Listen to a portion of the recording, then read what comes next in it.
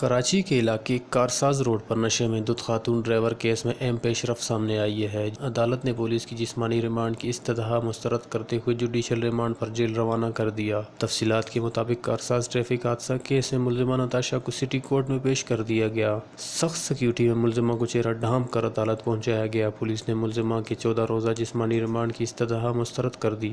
ملزمہ کے وکیل نے دلائل میں کہا کہ ملزمہ کے خلاف دفعات قابل ضمانت ہیں۔ تفتیشی افسر نے عدالت کو بتایا کہ مقدمے میں قتل بالسبب کی دفعہ 322 کا اضافہ کیا گیا۔